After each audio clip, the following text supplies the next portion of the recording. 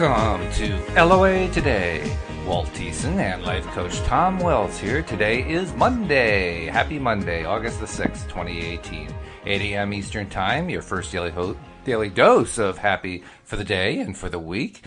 And we're off to a good start, Tom, because we're awake. We're alive and we're awake. We woke up this morning. This is an improvement over being asleep and not being able to do anything, right? Well, I just barely woke up about 5 minutes ago. It's 5 a.m. here, and well, that's 6 now. I used to get up at 5 and for the podcast, but boy, I forgot to set my alarm today. Yeah, you're quite the early riser for this thing, which we really appreciate, by the way. But yeah, it's good. You are a trooper. That's what the old French word is, right? You're a trooper. Yeah. That's not a good designation for me, because when I'm a trooper, I'm trying too hard. This is true. I'm probably yes, still doing that though, but. That's true. So we need another word for that, don't we? We need something that implies that we really appreciate the extra that you do to get up, but without making it too hard. Yeah, I'm an allower. You're an allower? Is that what you are? Oh, okay. I allow my life to just flow with fun and ease, and 5 a.m. just becomes my new good time to get up. It's a funny thing, because I've really noticed this a lot lately. An hour or two before I normally get up, I'm often waking up. And there's a part of me that says, oh, God, I really want to go back to sleep. And there's another part of me that's saying, no, you're wide awake. Get up, go do something. And usually the part that says go back to sleep wins. But I keep thinking about what Abraham says. Virtually everybody agrees that Abraham is a non-physical being that doesn't really have a clear memory of what it's like to actually need sleep. Because Abraham is the one that says, well, you only need to sleep an hour or two. That's all you should do the rest of the time. We think you're crazy to be sleeping 8 hours. Yeah. Well, you could say that all those ones who speak to us from the unseen realm are all forgetting what it's like to be here. So they tell us all this great stuff, and they say, yeah, you come back here and try it again, dude. It's harder than you think to be. I don't see you volunteering, right? Yeah, right. You're just over there giving advice. Come over here and try it in a body. And they're like oversleeping and missing the whole podcast. Well, I'm actually kind of serious about this, because I've been thinking quite a bit about the fact that, okay, the way Abraham teaches it, all non-physical beings always look at only our bright side. They only look at what's going well. They only look at what's most lovable about us. Their perspective is that everything is going great.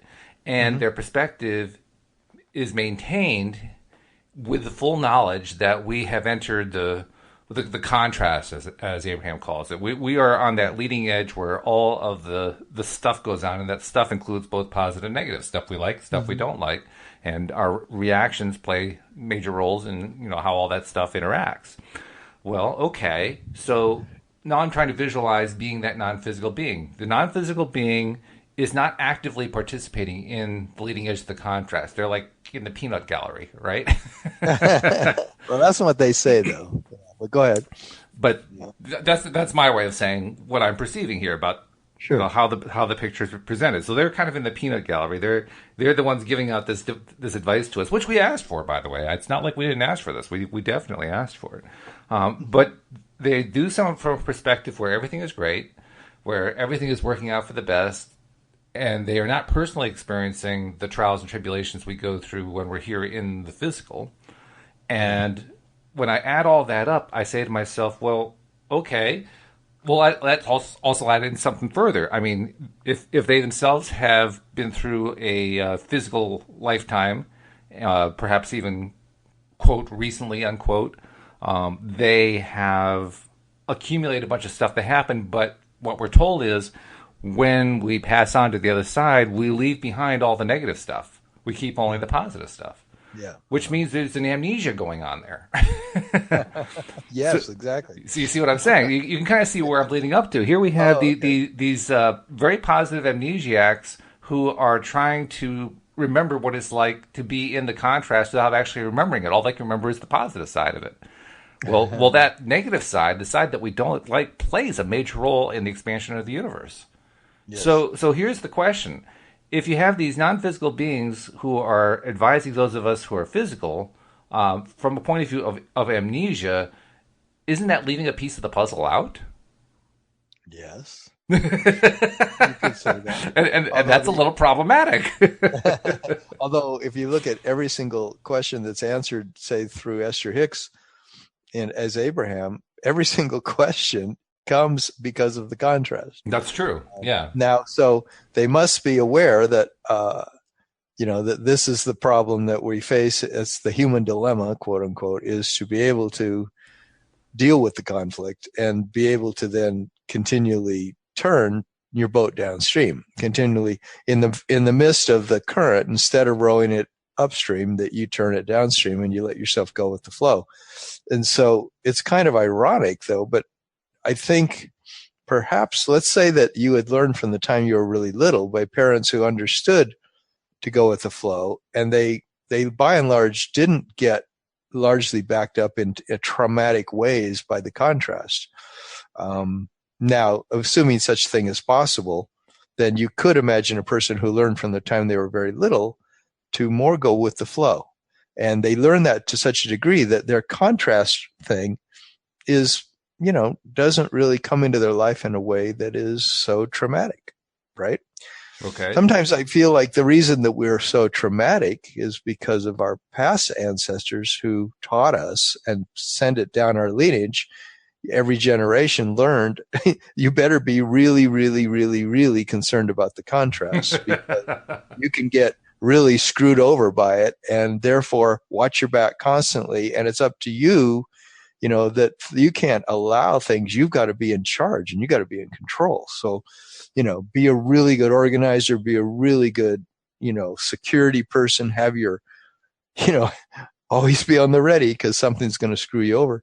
So you're saying these past viewpoints and past understandings and so forth also can get passed along spiritually. So basically we have a contest going on. On the one hand, we got the positive thinkers, and on the other hand, we've got the fearful thinkers. Well, I don't know how it gets passed along. How can there be this stuff that's so strong in a particular family or a particular part of the world, that just, well, of course, if you look at what Abraham said, it's being recreated moment by moment by our thinking that it's real. We think it into existence constantly so that we always believe that we've got a problem that's bigger than the solution or something. So we've learned to just be incredibly vigilant, and therefore that vibration is keeping us way too vigilant, and we don't have as much fun, and we deal with greater intense contrast because of, that's what we saw modeled in our parents or our grandparents. And well, a lot of it also has to do with perspective. And I say that thinking about a movie that I saw a piece of. The movie was not actually a very good movie. I can't even remember what the name of the movie was. That's how bad it was. But it was something I saw on television. And the movie had a scene where there was this couple in a car in France. I think they were actually near the Eiffel Tower.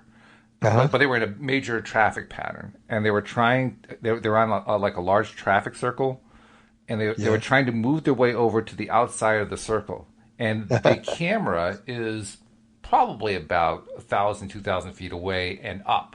So you're basically looking on top of all these vehicles that are moving along. And from that perspective, everything's moving along in a nice, slow, graceful dance. And you see their car, you know which car is theirs, and you see them trying to move into the next lane. And it's very slowly moving into the lane. And as that's happening, you hear their voices just saying, "Oh no, look out, look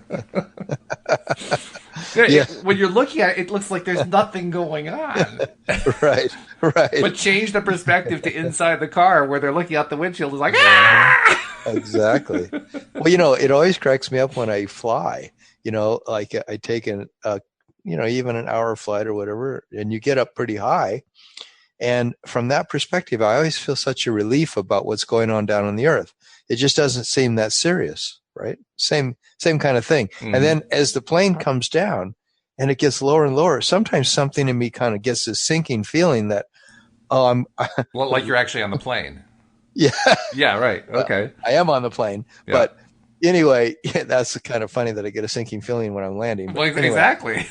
but I literally do emotionally leave this place of detachment that I had when I was looking out the window. I always like being at the window because I start feeling like, oh, I've got to enter back into the Melu again, back into the place where I don't have this perspective. All I see is what's in front of me. Yeah. And it looks pretty daunting sometimes. You've got to drive from, Manhattan to upstate New York. And, I got to figure out my way out of Manhattan. Of course, now with the days of automatic navigation, it's not so hard. But yeah, it's I agree with you. There's this above perspective where you can kind of see where you're going and you can kind of see your way and everything makes sense, and then you're down in it, and it's different. It feels very different. Yeah. Very different. So it makes me wonder just how. Well, I wanted to say realistic, but that starts to get into what it is territory. It makes me wonder just how useful the non-physical perspective is, because all they see is this nice, gentle dance going on. Yeah.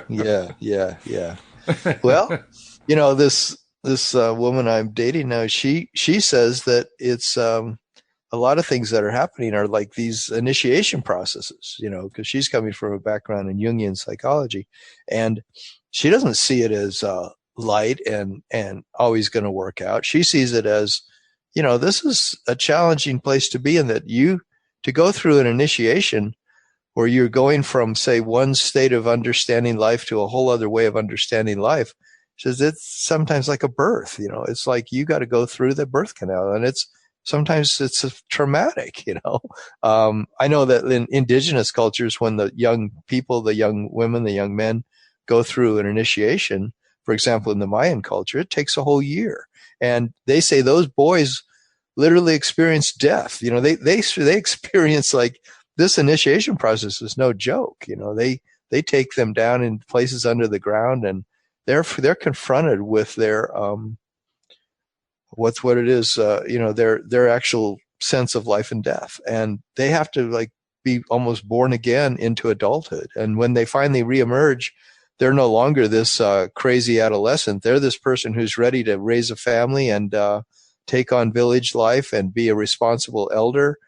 And, they're no longer a crazy teenager who's got their head screwed on just barely, Well, we have the same thing here in the modern technological society as well.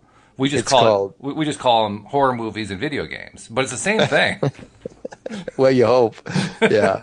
But then you see adults who still seem uninitiated, and they're like running the country and different things like that. It's like, well, no, they're actually the biggest fans. That's the thing. What? They're the biggest fans. They're the ones who like that the most. They're the ones who are most into all the craziness that happen. All the monsters chewing their way out of your stomach or whatever. Yeah, because they're still doing it. Yeah, but I think a truly initiated person doesn't stay stuck in it. They see the contrast for what it is, and then they know how to choose wisely so that they don't produce chaos in the village. Well, I didn't say that the modern technology method produced a better result than the Mayans produced. It may actually produce a worse result. But it is a sense of initiation. It's the same thing in that sense, yeah. Yeah, well, you could say that about going in the military or anything else, really. Get your PhD or something. Yeah, it's an initiative. What a contrast. I love that, going into the military or getting your PhD. Yeah. I mean, there are people who are PhD candidates who would say, yeah, it's very much like going into boot camp. Oh, yeah. I worked in the academic environment for about 30 years in colleges, and I've heard so many stories about people trying to get their PhD who just, it kills them. I met a lot of them. They're just a lot of professors who maybe only had their master's, and now they've got to get the PhD if they want to keep their tenure, or they want to keep their position, or they want to get a better salary, and watch them try to get their PhD while they're teaching a full load of classes and forget about it. Or they've already got kids, they're trying to raise their kids, and they're just out of school, and now they're going to get their PhD. It's like, oh man, some of them just give up after 10 years of trying. It's so hard. Plus, I have to say, the whole PhD thing. Now, I've never gone after a PhD. I never went after a master's, but I've experienced enough of it vicariously. People telling me stories of what they've gone through and so forth, that I've come to the conclusion that pursuing a PhD is really something that's probably needs to be renamed. It needs to have a different designation to it, because what it actually is, what you're actually pursuing, is arbitrary approval by somebody who already has a PhD. Yeah. Which is really, that's pretty messed up when you think about it. And I do mean arbitrary because there are no standards other than somebody who has a PhD gets to say yay or nay. That's it. That's the standard. And that means it's inherently a subjective standard. And yet, it's supposed to be, in many cases, science. Like, well, wait a minute. Hold on. You can't have it both ways. No, that's true. That's true. Yeah, it's really who you know and how chummy you are with them. Oh, boy. Which kind of reinforces what positive psychology teaches us, because they teach that the people who have the strongest, best social networks are the ones who win in life. Well, they're also probably the ones who get the most PhDs. Yeah, or make the most money. In some cases, you could say that if you don't believe totally the law of attraction.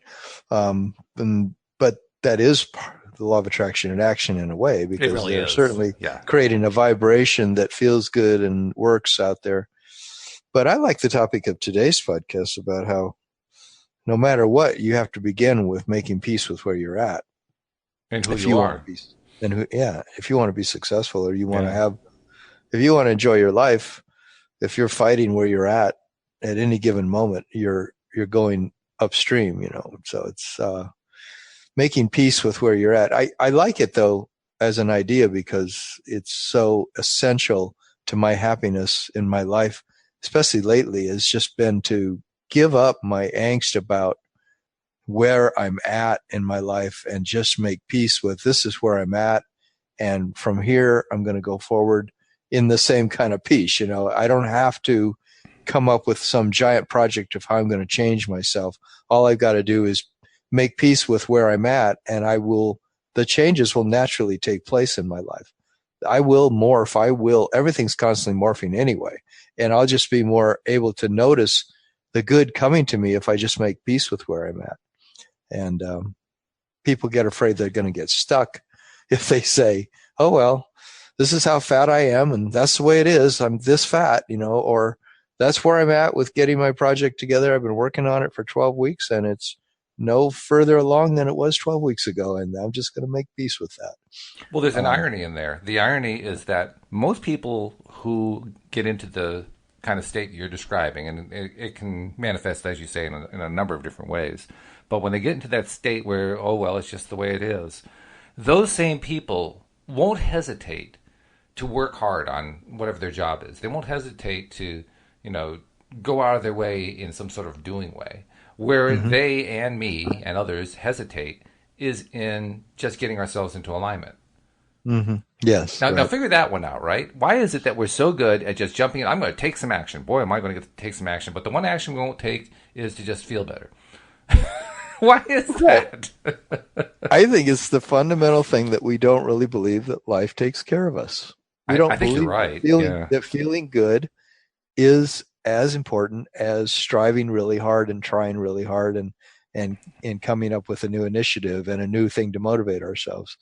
That if we just understood that there's not so much on our shoulders as we think. We're co-creators, but the thing we're co-creating with is God. The thing we're co-creating with is this thing that creates the universe. And maybe our ability to chill about that is key to our success.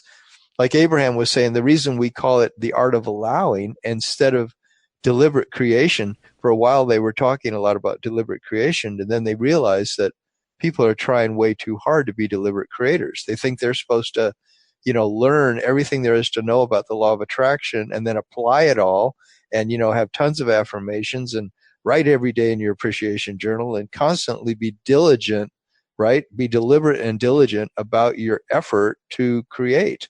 And in reality, they're saying, no, this is really the art of allowing. And what you're allowing is you're allowing it to be done for you. Yeah, right. It's like, oh, wait a minute. What do you mean? Done for me? Which is not something we're used to, for sure. Because we, like you say, we are the doers. We are the ones who strive. And that striving involves, well, this is about me doing it. I'm going to do this. I'm going to be the person. I'm going to be the winner. I'm going to be the one who does all this stuff. I don't need any help. I'm going to do it myself. Right. If you don't take care of it, who do you think will? That's I've heard that many times throughout my life, and I'm sure I heard it from teachers and parents. Or perhaps if you want something done right, you've got to do it yourself. Yeah, there's that one. Yep. There's a lot of them. You keep your nose to the grindstone. There's no free Mm-hmm. lunch. Nothing happens by you laying on your bed and laying on the couch. And it's true in a way. I mean, but if of course it's true, but the question is, how do you receive impulses from a higher realm? How do you get inspiration? In spirit means spirit within you. Mm-hmm. How do you tune into the spirit within you? And the whole thing is, well, you make peace with the fact that this is not all on your dandruff covered shoulders. It isn't. Okay. Now you got me very self-conscious. I'm going to look in the mirror to see if there's dandruff on my shoulders. I never even hear about dandruff anymore, but I don't watch TV anymore, so there could still be dandruff commercials. There might be. I have no idea. There was a lot of them when I was a kid, though. Oh, God, yes. People had dandruff shampoo was the big deal. But I always remember that I think it was my teacher from India that he says, yeah, you think it's all up to you and it's all on your dandruff covered shoulders because you're worrying so much about it that your hair is falling out. Oh, jeez. One friend of mine recently told me that whenever she gets really worried about stuff in her life, she starts to notice her hair falling out. She starts to notice it in the bathtub and her sink and everything. And I'm thinking, yeah, I mean, it's weird how being too uptight just really messes up every aspect. Don't they say that it's the biggest cause of disease in the human body is stress? Oh, yeah. Yeah, it's certainly the one cause that shows up in every doctor's diagnosis. Well, yeah, stress is always a cause. That's what they say, mm-hmm. right? No matter what the thing is, it could be dandruff, it could be cancer, it could be anywhere in between. Well, stress is always a cause, Yeah, and if you believe in Abraham Hicks and a lot of other things that are now coming out, like Joe Dispenza's work and other sources that are saying it's your mental emotional condition that's at the root of every disease that you have. It's at the root of you being overweight. It's at the root of your sinus conditions. It's at the root of your cancer. It's at the root of your skin disease. Is some mental emotional pattern you're running on yourself, a belief system that's at the bottom of it, because it's a vibration. It's a vibratory thing that causes everything to exist the way it exists. And so if we're not trusting that we're taken care of, if we think it's on our shoulders and we're trying too hard, that's probably the cause of most disease, and thus stress. And I believe it is. Yeah, I actually, I'm believing it more and more over time, and I have gotten to the point now where I suspect it is probably the dominant cause. In fact, mm-hmm. if we were to find some way to eliminate that cause, I strongly suspect that the incidence of disease across the board would plummet. Yes, right, and that's what in a way, our work is about in this law of attraction realm of, mm-hmm. Is to help ourselves and others understand that whole game that we play on ourselves of trying too hard and of stressing out. And therefore, I'm actually bewildered by the fact that what I'm really about in my teaching and my coaching is simply teaching people to let the universe take care of them. That's more and more what I realize about my own life is that I only have problems coming up in this day ahead of me to the degree that I make things too serious for myself and I try too hard. And I don't understand how, I know I got to get some things done, but how do I do them from a place of joy and letting these impulses be received from the other unseen realm that are simply there to tell me how to make it easy on myself. They're there to tell me how to have fun, how to feel inspired, how to feel good. Really, that's all that's going on, is that it's just me trying too hard. And I have to make peace with that. Very true. I've got to make peace with everything. Making peace is it. I woke up this morning and I didn't quite wake up the way you did, where you had 3 minutes to go before the podcast, but it was close. And one of the things that I noticed is something that I notice very often when I wake up, which is I know I need to get myself into that better feeling place. And I recognized this morning I really wasn't in it, despite the fact that when you wake up, you're in your best spot. I really wasn't. And I was faced with that difficulty. We talked a moment ago about how we're all such doers. We'll just jump right in and start doing things, but the one thing we won't do is get ourselves into a better feeling place. Well, that's what I was feeling this morning. It's like, oh, geez, I really don't want to do this. It's like, oh, God, do I really have to get yourself in a better feeling place? Into the better feeling place? Even though I knew when I did, I would feel better. Now, figure that one out. But nevertheless, that's where I was at. And finally, I decided to do a mirror exercise just to kind of break the ice, so to speak. And it worked. Yeah. It worked. Yeah. I mean, I was able to get myself feeling better just by looking in the mirror and saying, I love you, and today's going to be great, and jumping up and down and getting excited and just talking to myself and make myself feel better about myself. It worked. It definitely works. And yet there's that other side, that says, wow, I don't really feel like doing it today. The same person who's willing to just jump in and say, oh, yeah, I'll do that for you. Let me do that job. I can do that job. Sure, let's go. But when it comes to working on ourselves, that's where we become reluctant. It's a bizarre thing. I did notice something, though. I mean, you mentioned, this is another thing that you mentioned earlier. You said nothing comes from nothing. That's one of the classic phrases, right? There was something about that in a movie that Louise and I saw this weekend. I don't know if you're aware of it. There's a new movie about Winnie the Pooh that came out called Christopher Robin. And yeah, I think I heard about it. Have you heard about that? Yeah. Well, I just heard that it's cute. It's very lighthearted. It's almost more for adults than it is for kids, but it's lighthearted. It's very sweet, very very nice. Got a lot of pleasant LOA type moments in it. But one of the things that becomes a pivotal point in the movie is Christopher Robin grows up and ends up managing a suitcase manufacturing company. And then in the course of being stressed out by his job because he has to cut costs and he's facing having to lay off people and so forth, he ends up through a rather fortuitous, serendipitous series of LOA-like events, he ends up back in the 100-acre wood and finds all his friends again. And then he brings his friends back with him through a whole story that I won't get into for people who want to see the movie. But they go through this whole thing where they come back to where he works.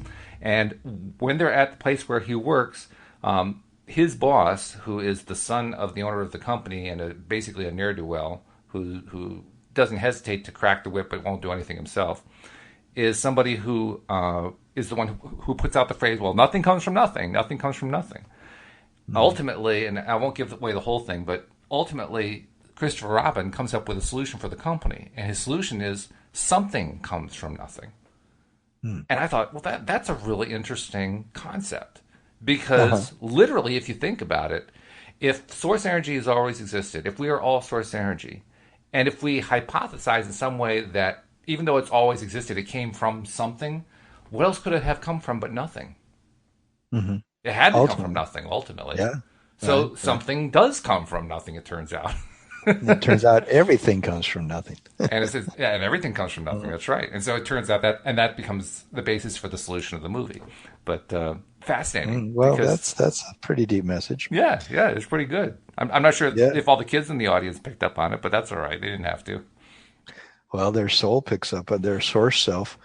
I mean, if it really is true that this is all a big game, and it's actually, something that we're producing through thought, then there's all bets are off as to what might actually be happening, because if it's orchestrated by the same force that moves the planets, that there must be some really powerful nothing that's spinning there, so to speak. I mean, like when they break down the atom into the smallest particles that they possibly can in quantum physics, we've said this many times on the podcast, they find nothing. They find nothing other than what they could maybe call a thought, and so it's like, well, so nothing comes from something in this case. Nothing comes from something. Yeah, because we're looking at something, we're zeroing in, and there's nothing actually there. Right. Yeah, but there is something, and that's this thing we call thought. Right. And then the question is, well, then is the whole universe just somehow being thought into existence, and therefore what is thought? Thought seems to have nothing other than a vibration associated with it. But where did the vibration come from? But I'm not going to try to figure out where the universe came from right at this particular podcast. But that's probably a good idea, because that would take us an entire podcast, and we still wouldn't. I don't know. Maybe we already haven't figured out. Maybe it just comes. Well, because there's no way to really put it into words. Of course, that's the thing. I was reading this one thing where Abraham was saying, just just stop talking to yourself and just let these things come to you. And that's, just listen more, and because it's always being told to you where your life needs to go to unfold. And those are these things we call impulses, which we talked about in our last podcast. What is an impulse and how do you receive impulses? And, but the impulses, theoretically, what we're saying in this podcast are coming from source, and source is this thing that exists outside of time and space. It is a infinite, being. It's this thing that we have called God, whatever that is, that has no beginning and no end. It's eternal, and it's giving us impulses to let our lives on this 3D realm flow and work and be successful and be happy and be full of good things. And how do we just totally trust that this whole thing is on automatic, almost like it works, like life works. It's malleable. It's changing constantly. So you're never locked into any problem that you think you have. You're not really locked into it. It's just because you get pissy about it, you get angry about it, you get sad about it, you get frustrated about it because you want to be somewhere where you're not. But if you make peace with where you are and you just relax, of course, will I spend the whole day on the couch then, or will I actually do anything? Mm-hmm. But if I get an impulse, yes, I will do things. But disconcertingly, I think the answer to the question of, well, how do you react to this? How do you deal with the fact that what you're supposed to do is just kind of let go? Disconcertingly, how do you do it? You do it by letting go. Yeah, that's the disconcerting part. Like, oh, well, you just let go by letting go. Yeah. How do you be in the receptive mode? How do you be in the allowing mode? How do you say, well, even though I have this deadline to get this thing done by this certain time, I want to get it done in a fun way. I want it to be inspiring, and I want my end product to be really great. So how do I not just be the doer and who feels pressured, who's trying all the time to get the stuff done? How do I be a person who lets inspiration come to me and in a fun way, Right. So the inspiration is not only going to make your product better that you produce, but it's literally going to make you have a great journey to get there. So it seems daunting sometimes. I mean, like, really, it's all that easy. It's all that wonderful. It's all that beautiful. Why doesn't it just flow then? Why don't I just see it that way? And that takes us back to the question at the beginning of the podcast is, where did we get this idea that things are so hard? And why do we keep on going back to that? It's such a hard conditioning, I guess, that we got that taught us that it's all on our dandruff-covered shoulders. Yeah, right. Well, when I first saw the topic, I saw the topic about 2 minutes before, 3 minutes before we started doing the podcast. Mm-hmm. Before I even hooked in to do the podcast, I was doing some searching to find out about what I'll generically call virtual buddies, or artificial apps that act like a conversational person, somebody who's having a conversation with you. Because that's become kind of a thing. It has? Yeah. You can get a therapy app. I can't remember what they're called. There's one called Wiza, I think, and another one called Replica or something like that. I don't remember them. But anyway, you plug this app into your phone. You get it from the App Store or from Google Play or whatever. And it basically leads you through a series of questions and answers. It asks you questions, and you answer it. And then as you're giving it data, it learns more about you and is able to zero in on stuff to help you, get to the root of issues. And I thought, well, that's an interesting concept. I really don't want a therapy app. Wouldn't it be interesting, though, if I had an emotional set point app? In other words, an app that acts like a human being having a conversation with you, and the purpose of the app is to help you feel better. Mm-hmm. Just help you get into that higher vibration place. They have those, right? Actually, I haven't found one yet. Oh, you haven't? I have not. No. I mean, I can't say I spent a lot of time looking. I think it was all 20 minutes. So we're not talking about an in-depth search yet. But but I did do some poking around. No, I haven't found anything. I have found there are a few startups now that are offering these gift box things, where a gift basket kind of thing. They'll send you, it's for sending to somebody who needs a little pick me up, and it'll have things like like a vibration raising food, like a chocolate or some sort of a I sweet or think I something heard of like those. that, Yeah, and yeah, I heard of this. or it'll have a self help book in it, and it'll have a little tchotchke and a sign to put up on the wall, and all these things to kind of give you all these positive reinforcement things. So you've Yeah. got that stuff's out there. But so far, I haven't seen an app that will talk to you and say, "So how are you feeling today?" "Oh, I'm not feeling so good." "Well, let's see if we can do something about that. Here are some of the things that I've learned about you that you've done recently." Pointing out to you all the different things that have been going on in your life that have been good. Like, "Oh yeah, I forgot about Yeah, that." right. That would be a useful app. I could see that app. So, Well, yeah, I could too. I mean, it's funny because when I was doing some channeling once, I got into this place. This was like 5 or 6 months ago, and I actually felt like I was really tapping into some stuff that was kind of seeming like, where's this coming from? So a lot of the channeling I do, I feel like I kind of understand how I'm channeling that through my consciousness because I've sort of, heard it before a little bit, like it makes sense. Although the words are coming together in very inspiring ways, which really is what I like. So that's a way of having an app that helps me. But yeah. this particular day, something came through and it said that, that I'm going to be creating virtual reality, some form of virtual reality. I forget what they called it, but when I went and looked up the term, it wasn't virtual reality, it was something in that field. It was literally, there's a whole field of this thing that came to me in the channeling.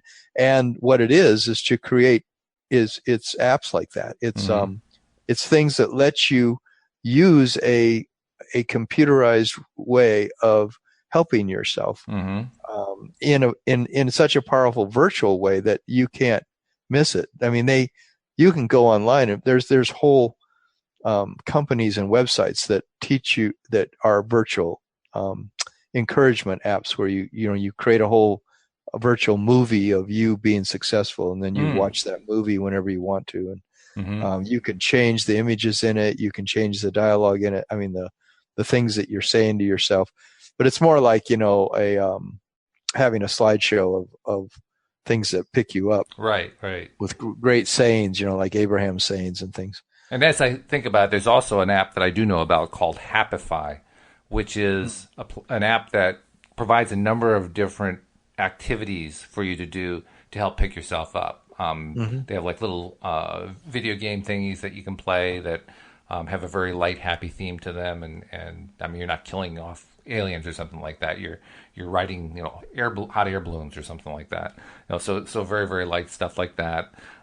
They have a little bit in the way of artificial intelligence type conversation things going on. There are things about writing affirmations or even about journaling, or there's a variety of things that they built in like that. So when I say that there was no app that does what I was talking about, I kind of overlooked that one. That one really does get somewhere. Well, and what about all the things? There's probably thousands of things out there that people download that are like a meditation, a guided meditation, Sure. a visual thing of watching this amazing video of clouds and ocean waves and Yep. birds flying and all this stuff that just makes you feel okay. I got up and at 6 a.m. I watched the video for 15 minutes, and after I was done watching it, I just felt great. That kind of a thing. You're right. And There's a lot of that. It had my personal affirmations in it, and it had all that. I think I was just looking for something that had the artificial intelligence part, the expert learning part, where it learns about you and then feeds back to you all the good stuff. That part I think I haven't seen anywhere yet. Okay, well, you need to create that. Yeah, that'd be great. Well, I really don't want to write the software. Well, you can hire somebody. You've had great success hiring software writers, right? That's true. Actually, yeah. We for Louise's gardening business, we just finished writing a small app that our salespeople will use when they're out in the field talking to a new customer, doing a consultation to let them know, okay, well, the customer lets us know, here's what we want done. We want something done in this bed and that bed and that bed and that bed. And then the consultant plugs all the information into the calculator, including estimates about, how much time they think is going to be needed for weeding or for edging or, cleanup or whatever else it might be. And then it gives you a total at the end of how many hours there are, how much it's going to cost, how much the materials are going to cost, and it gives them a price range so they can say to the customer, well, it looks like your job's going to cost somewhere between $1,000 and $1,500 or whatever it is. Mm-hmm. And that's a pretty cool thing. It also takes a lot to make that app work, and that's a fairly simple one compared to an artificial intelligence app. Mm-hmm. An artificial intelligence app, there's a lot of programming that goes into that one. This one's very simple by comparison. Our brains are capable of being our artificial intelligence app. Well, this is true. That's a lot of reasons we do this podcast, because we're spending an hour each time, theoretically talking to people and talking amongst ourselves in order to influence others and ourselves into becoming better deliberate creators in a way, but we're also becoming better allowers of letting the universe do it for us, making peace with everything,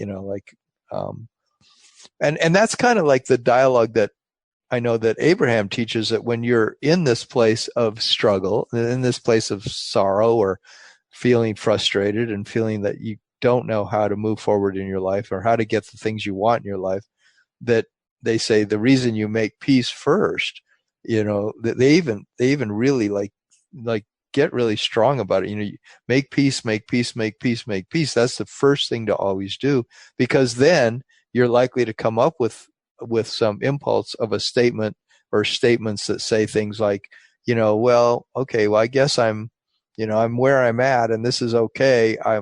I can go forward from here. I guess the next moment is a brand new moment. And, life is actually always working out for me, and that's the way it's actually designed. And I could just let go more and just know that things are going to be okay, and know that that's just the way life's created. And I'm just frustrated because I'm just trying too hard. I take this too seriously. And I guess I could just lighten up. I guess things could still come to me, even though it's been 10 years I've been trying to have this result happen. It could still begin today. Something good could happen. I guess I'm going to lighten up about it and just know that things are going to work out.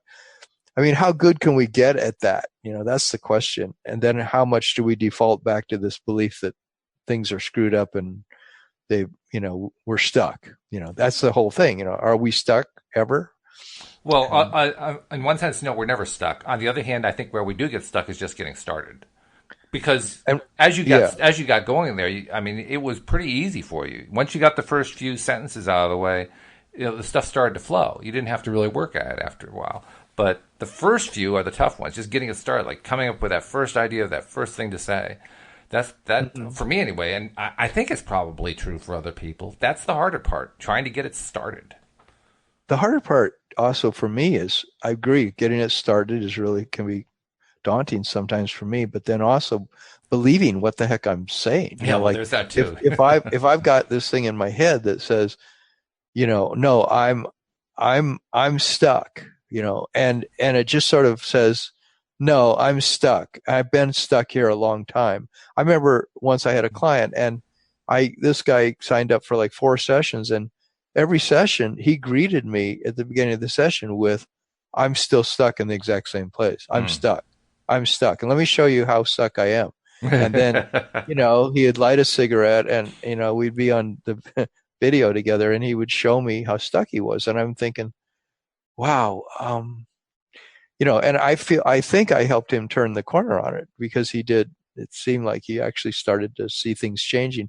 But then I never worked with him after that. But I have a feeling that, it's so personal. Each person decides if they're going to stay stuck. And that's a half of the work I feel like I do with clients, is try to help them see you don't have to stay in that place where you think you're ruled by this particular situation and this way of thinking. You've developed a really strong habit of believing in the way you think. Right. Is it. It's not necessarily going to ever get better, because your concept about your stuckness goes so deep. And of course it goes back to childhood fears, I think it really does, that stuff got in there when we were very small, and that's why it feels daunting to change it, And of course some would say we're bringing it from other lifetimes too, but that just is overwhelming. I wonder though how much of the fact that we find it so challenging to change it is really that, and how much of it is simply that it's just habit. I mean, a Well, habit yeah. is something that we just continue to do over and over again, partly because we believe it. We've said it Yeah. over and over again. We've experienced it over and over again. We've told ourselves about it over and over again. So we believe it thoroughly, deeply, and ingrained in our deepest part of our being. We believe it. We believe it. We believe it. So the Yeah. person who says, I'm stuck, I'm stuck, I'm stuck, has been saying that for a long time. They believe it thoroughly, and nothing's going to shake them of it. And they're basically challenging you to shake it. You're there sitting there as the coach saying, okay, how am I going to get this person to shake the thing that he does not want to shake? This is going to be interesting. Yeah. But they do want to shake it, and that's why they look for a coaching. So, I can always work with that part of it. They are telling me what they would prefer. Well, sometimes they don't know what they would prefer. That's tough too, because then they've got to begin to tell a better feeling story, or they got to at least open up to the fact that they could get impulses for the life that they want. They could, do they want to have fun? Do they want to be more playful about it? Do they want to be less intense and less serious? Do they want to be less sad and less disappointed? And then you can begin to move in the direction of, what that would look like and how that might feel. And can they begin to cultivate those better feelings? I guess it's part two of what your job is as a coach is kind of like what Joel talks about with some of the stories he tells, where a client will say something to the effect of, I'm stuck. I've been dealing with this thing for the longest time. It goes back to my childhood, yada, yada, yada, all this stuff. I'm stuck, I'm stuck, I'm stuck. I've been working on this for so long. I've been striving to get through. I've been trying to break through, and I'm not breaking through, but I keep trying to break through, even though I'm not breaking through. Mm-hmm. And Joel's response in some form comes down to this. Are you done yet? Right. And that's part of what a coach's job is, isn't it? Like saying, are you done yet? Exactly. The thing is that I see one of the biggest things that I do with people is help them see it's the very statement and the very internalized belief that you're stuck that's your biggest enemy here. It's the biggest thing that's stopping you is that you keep telling this particular story and you keep saying it in such a way. Like I was reading this thing recently that said that our lives are made up of not so much these big things, they're made up of the little things that we do all day long that then perpetuate our situation the way it is. It's not necessarily some really big heavy duty thing from childhood that's got to be gone in there and you drill into it and figure out what it is. It's just all these little things we do all day long that if we just start to change those things little by little by little, notice our language. Why do we keep saying using the word horrible to describe things, or why do we keep saying, this is so hard, or this is, I've got to figure this out. I've got to, I better get my act together. All the different ways that we describe our situation, then just look at what we're saying, and that's what we're going to be getting back, because whatever we're saying to ourselves is describing is what's happening in our lives. And so, yeah, developing the new habits of thinking about it in a new way that actually gets the result that we want. To what extent do you think it's about replacing an old habit, and to what extent do you think it's modifying a habit? Well, it's both. I mean, it's if you can use the energy of your old way to put that into a more helpful way for yourself, and once you learn that you've been saying a certain thing to yourself for many years or for many months or many days, you start realizing that I could just, instead of saying that, I could say this other thing. That's my life really started to change a lot when I was able to, be walking into a room and listen to my thoughts saying, the old saying that has kept me stuck, or it's describing the situation that I no longer want. And then me finally starting to recognize, well, wait a minute. If I'm talking about that, I'm perpetuating that situation. What is it I would rather have happening? And, then I started to say, do better segment intending. I'd start say, well, actually, I want to feel resolution around this. I want to feel ease about this. I want to feel I'm open to receiving impulses from source on this. And what kind of impulses do I want to receive? Oh, well, the essence of it is I want to feel more fun. I want to feel more playful. I want to feel more ease.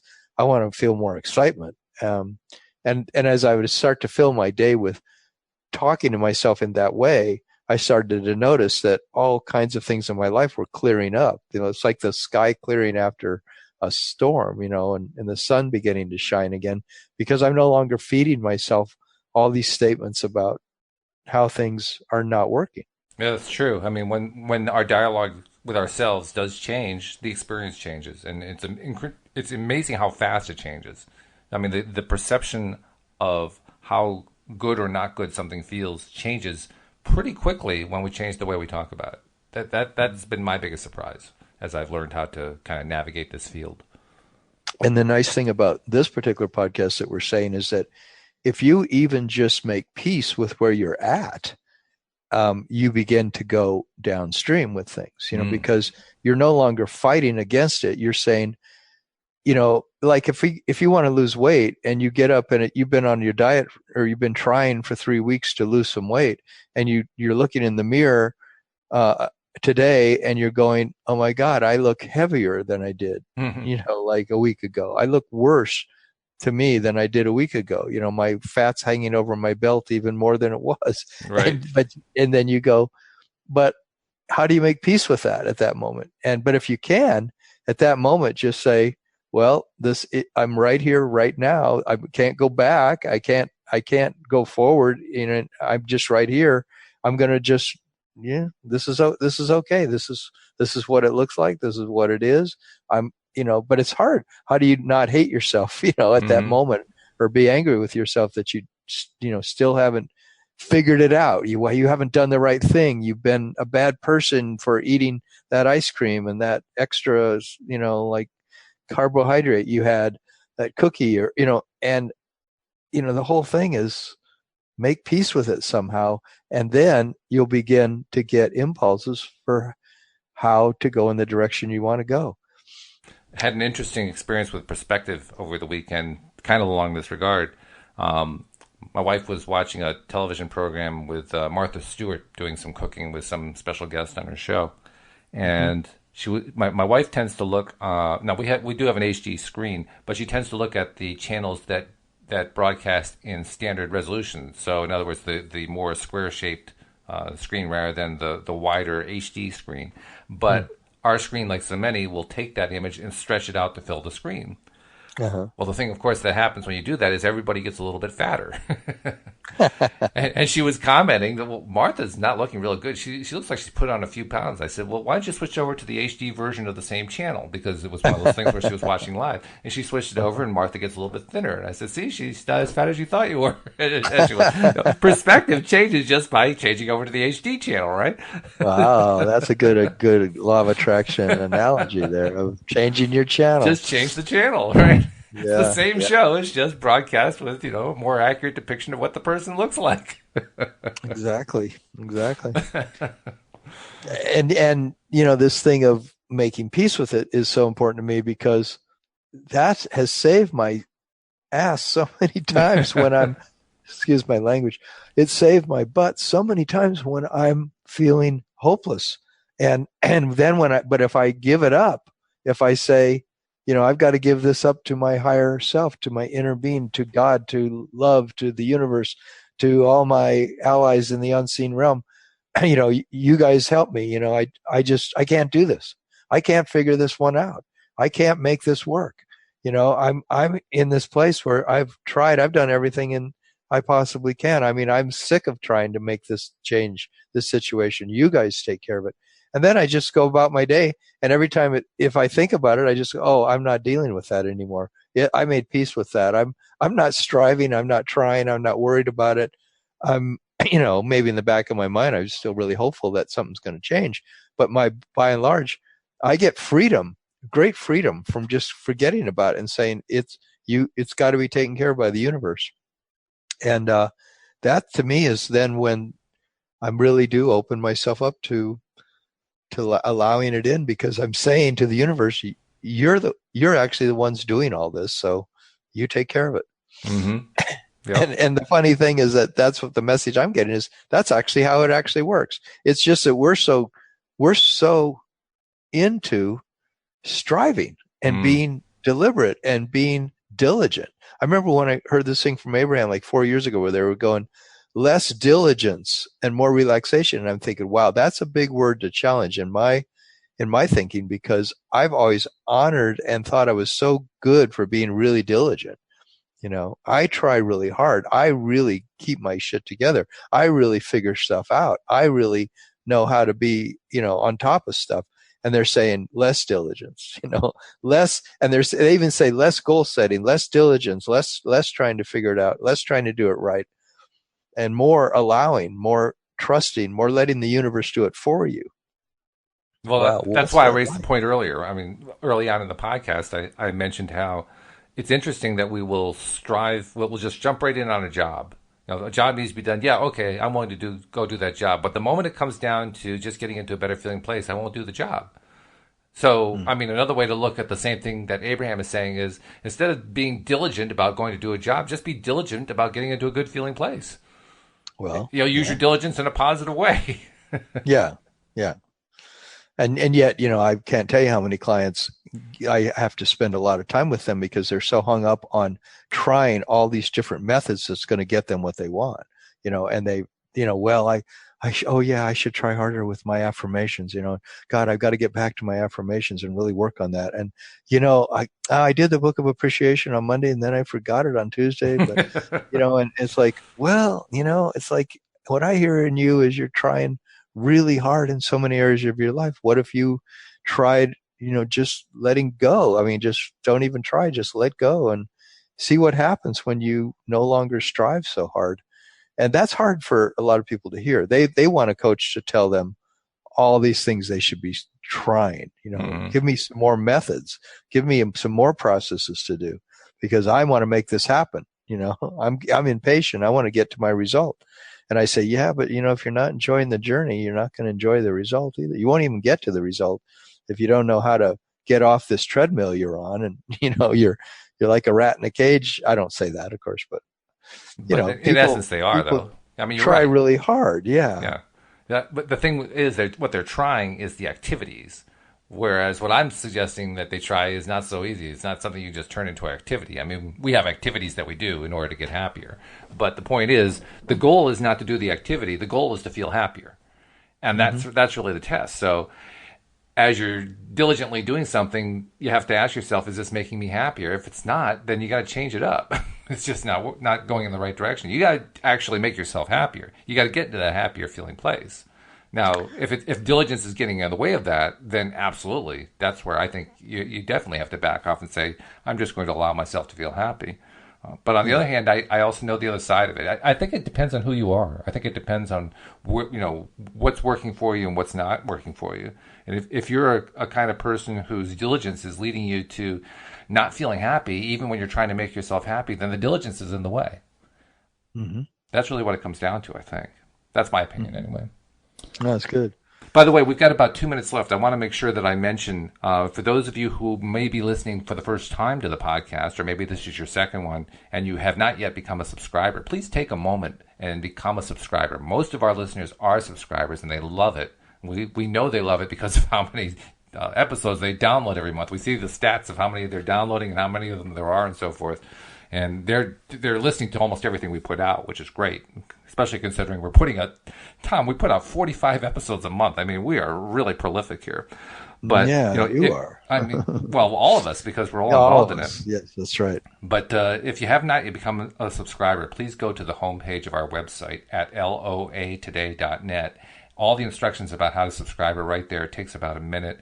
And when you're done, you'll get a stream of all the stuff that we've been doing, plus all the new stuff as it comes out, coming right to your smartphone or your tablet. So please take a moment to subscribe. And Tom, for somebody who wants a little more personal coaching, because sometimes you need to have that coach, how do they reach out to you? I give a free 1.5 hour coaching session that helps people determine whether they want to proceed with more coaching with me or not.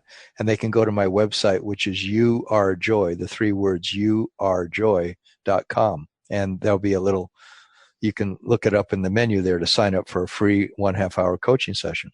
All right, great. Tom, it's been a pleasure. I look forward to talking to you on Friday. All right, Walt. It was a great show. Thank you. Yeah, it was. And we hope that you'll join us as well next time here on LOA Today. Goodbye, everybody.